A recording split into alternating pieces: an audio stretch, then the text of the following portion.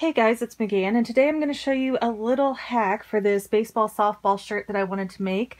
I know I shared this on a Cricut group I'm on, and people were like, oh my gosh, this is going to save me so much vinyl, and so I guess it's not as common knowledge as I thought. But I guess when people layer different colors of things, they usually do like a 12-inch sheet by 12-inch sheet at a time. So even though this all comes together and only equates to about maybe 4 inches of space, people are using way too much just so things line up when they're layering. Well, I'm here to tell you that's a complete waste, and I'm going to show you this quick little hack I guess I've been doing that makes it a lot easier. And I've only had my Cricut for a week now, so there might be better ways to do this. I'm not a professional by any means. This is just what worked for me. And I'm going to show you really quick, like I cut out, this is half of the baseball, and it is a design that I saw a similar one online, but I really liked it and I don't want to pay for, what are they, SGV files, so I just kind of mimicked it myself in the Cricut Creator Space in Photoshop. So that is the half for my baseball. This is going to be the half for my softball, and I'm using a weeder tool right now in case anyone happens to not know. It is very important to have one of these, especially a good one, so that you can get the extra vinyl off. And as most of us Cricketers already know, that it's really sticky on the side once you take up the vinyl. So here's what I'm going to do. Well, here, let me cut out this first. I have not disconnected the baseball softball. So I just printed stuff out to save the most space possible. And come on. So now I'm going to kind of put it all together, sort of. I'll show you what I mean here. This right here is something I peeled off of the first shirt I made last week. It was, you can probably still see part of the outline. It was a Boy Scout Life shirt.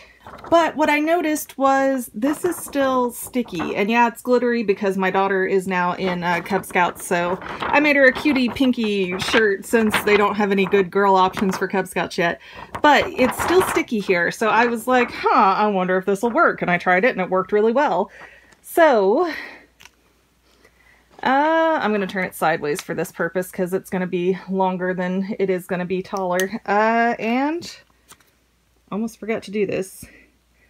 I'm going to cut as close as I can to get all that extra white, clear, sticky backing stuff off. I'm so technical, if you can tell. Okay, no, you behave.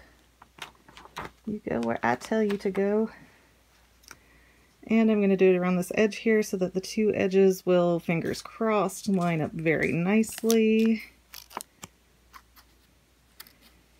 And there we go.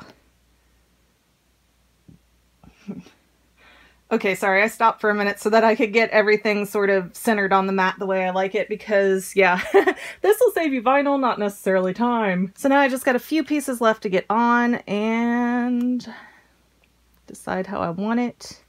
The most important thing with this is that you want to make sure that the plastic doesn't overlap a part that you're going to iron on. Also, if you'll notice at the top here, it goes over the edge, but that's fine because you're just looking for something that's going to hold it down. It doesn't need to be perfect because the softball lettering already has its own backing on it. This is just to hold it all together so that you know how it's going to come out.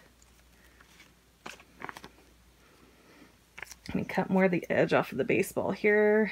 Like I said, you do not want it to run into the other letters or it's gonna make a problem.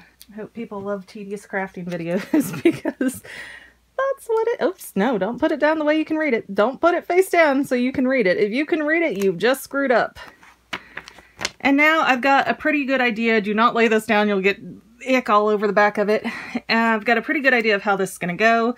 Here's my ball stripes, which I already cut out, and I left them as one image so that way they'd be perfectly spaced.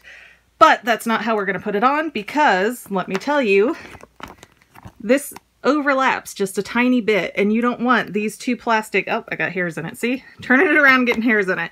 You don't want these, the plastic to be there because when you try to take this off, that's going to affect this one. So I'm going to do this a little bit differently. I am going to do this in layered phases. This one I'm going to do at 320 for 15 to 30 seconds. Usually what I do is I'll do 15 seconds, lift it up, check it, and then do another 15 seconds to make sure it seals really good. But let me do this and then I'll show you where I'm at. Okay, and here's where I'm at after my first round in the heat press. Again, that was at 320 for 15 seconds. I did press it 3 different times just because it is going through 2 layers of backing. And the glitter is kind of harder to work with. So I wanted to make sure it had a really secure foundation there. Ooh.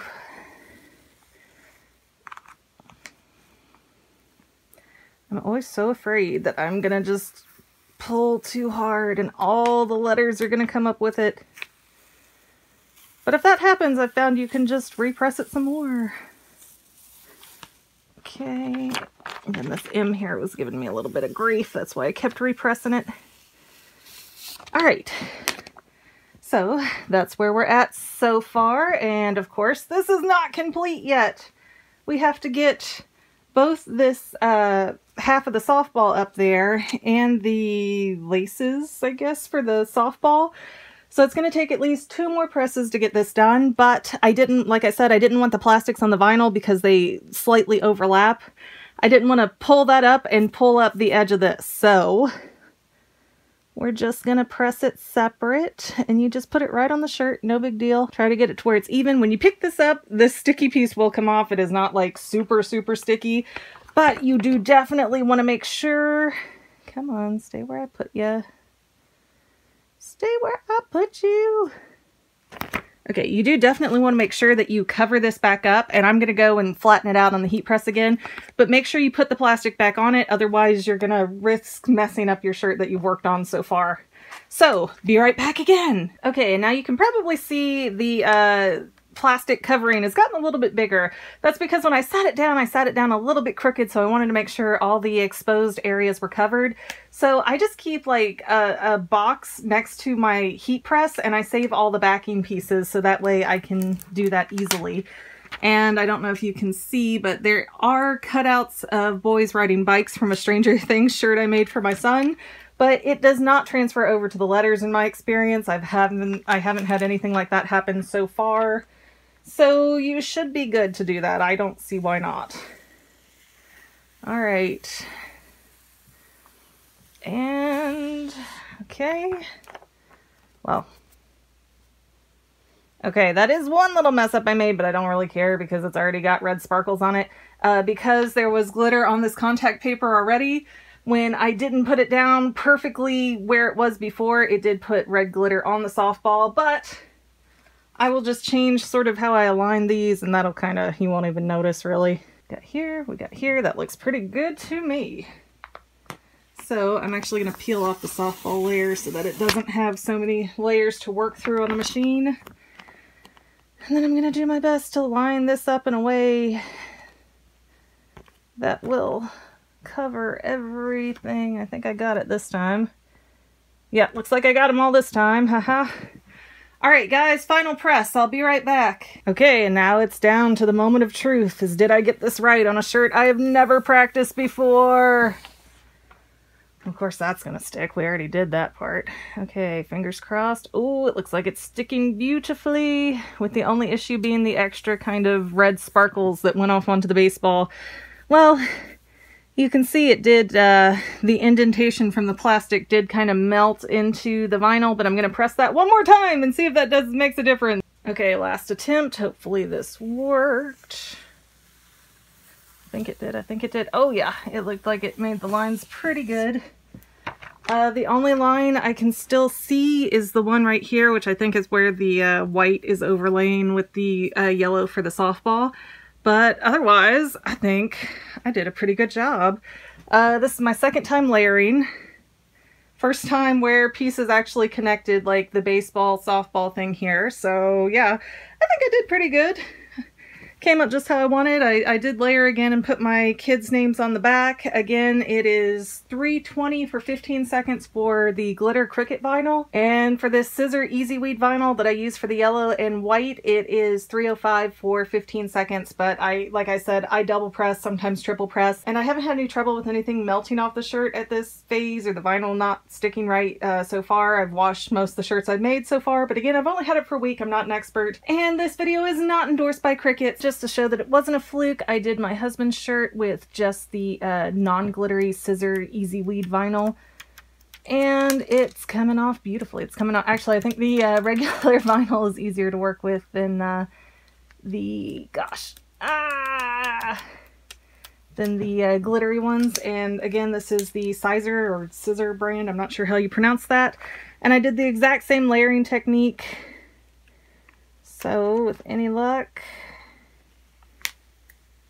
ooh, I hate watching that vinyl get crinkles in it. Makes me so nervous. Okay, there we go. But yeah, looks pretty great in my opinion. Again, the only thing you can see is like the white where the baseball overlapped underneath for the layer, but other than that, I think it's pretty perfect and pretty easy to make. So I hope this saves you guys some money, at least. I like to reuse things. Again, for his, I used a almost a full, I think it's like an 8x12 sheet that I pulled off of another iron-on transfer I did. You can probably still see some of the designs, but no, it doesn't affect the shirt at all. It doesn't transfer over. The heat press takes care of that. But then again, I can't speak for an iron, so thank you once again for watching. I hope you enjoyed. Let me know if you want to see more Cricut stuff in the future, because I've got lots I can do. I'm pretty good with Photoshop and Design Space, so let me know. Thanks.